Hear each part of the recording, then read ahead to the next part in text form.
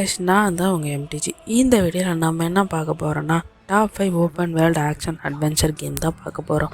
எல்லாருமே பொதுவாக சொல்கிறது ரெட் டெட் ஜிடிஏ இந்த மாதிரியான கேம் எல்லாருக்குமே ரொம்ப பிடிக்கும். எனக்குமே ரொம்ப பிடிக்கும். இதையும் தாண்டி இன்னும் நிறைய கேம்ஸ் இருக்குது. இதை எனக்கு பர்சனலாக பிடிச்ச 5 கேமை நான் இந்த வீடியோவில் எடுத்துகிட்டு வந்திருக்கேன். வாங்க வீடியோக்குள்ளே போயிடலாம். நம்ம ஃபிஃப்த்தாக பார்க்க போகிறது தான் ஸ்கைரிம். இந்த கேமோட டெவலப்பர் வந்துட்டு பெட்சாடா. இது ரிலீஸ் ஆன வருஷம் 2011. அப்போவே இது ஒரு நல்ல கிராஃபிக்ஸ் கொண்ட கேமாக இருந்துச்சு. இந்த கேம் ரிலீஸ் ஆனது PlayStation 3ல். இந்த கேமோட ஹீரோ வந்துட்டு ஒரு டிராகன் பான். இந்த கேமோட ஸ்டோரி வந்துட்டு நம்ம ஹீரோ அந்த ஊரை விட்டு தப்பிக்க பார்ப்பார். ஏன்னா இந்த ஊரோட ரூலர் வந்துட்டு இறந்துருவார். அதனால் ஊரில் பெரிய சண்டையே போயிட்டுருக்கும். அப்போ வந்துட்டு நம்ம ஹீரோவை வந்துட்டு தப்பிக்க போகும்போது கேப்சர் பண்ணிடுவாங்க. அப்போ நம்ம ஹீரோவை கொல்ல போகும்போது ஒரு டிராகன் வந்து நம்ம ஹீரோவை வந்துட்டு காப்பாற்றிடும். அங்கேருந்து இந்த ஸ்டோரி ஸ்டார்ட் ஆகுது. அந்த காப்பாற்றின டிராகன் தான் இந்த வில்லனே இந்த கேமுக்கு. நம்ம ஃபோர்த்தாக பார்க்க போகிறது தான் கிங்டம் கம் டெலிவரர்ஸ். இந்த கேம் ஒரு ஆக்ஷன் ரோல் பிளேயர் கேம். இந்த கேம் ரிலீஸ் ஆனது 2018ல்.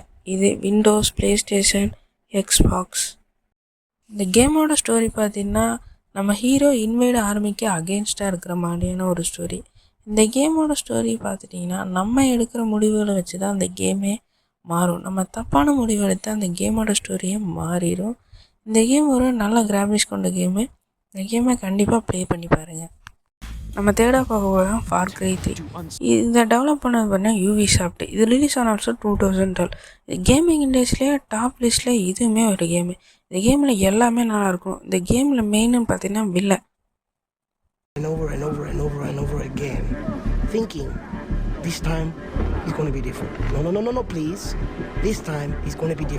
நல்ல ஆக்ஷன் அட்வென்ச்சர் கேம் தேடிட்டு இருக்கீங்களா? உங்களுக்கு தான் இந்த கேம். நம்ம செகண்டாக பார்க்க போகிறது தான் த விட்சர் 3. இந்த கேமை டெவலப் பண்ணது CDT ப்ராஜெக்ட். இந்த கேம் ரிலீஸ் ஆனது 2015. ஸ்டீமில் வந்துட்டு 10.10, பிசி கேம்ஸில் வந்துட்டு 9.2%, மெட்டாகிரிட்டிக்ஸில் 93% கொடுத்துருக்காங்க. இந்த கேம் ஆஃப் ஜென்ரல் பார்த்திங்கன்னா ஆக்ஷன் அட்வென்ச்சர் கேம். இந்த கேமோட ப்ரொட்டாகனிஸ்ட் பார்த்திங்கன்னா விச்சர்னால் ஒரு மேஜிக் பண்ணுறவங்க. இதை வச்சு ஒரு நெட்ஃப்ளிக்ஸில் ஒரு டிவி சீரீஸ் கூட வந்திருக்கு.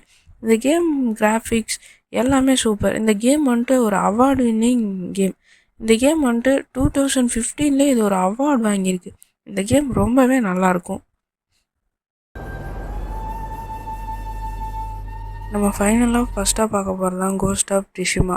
ஸ்டோரி கேம் விளாட்றவங்களுக்கு எல்லாருக்குமே இந்த கேம் பிடிக்கும். இந்த கேம் ரிலீஸ் ஆனது 2020. இந்த கேமோட ஸ்டோரி நான் சொல்ல வரும்ல, அதுக்கு பதிலாக இதில் ஒரு மோட் இருக்குது.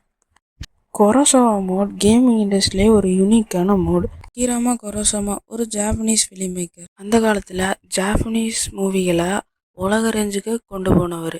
அகிராமா குரோசாவாவை ஆனர் பண்ணுற விதமாக தான் இந்த கேமில் இந்த மோடை வச்சுருக்காங்க.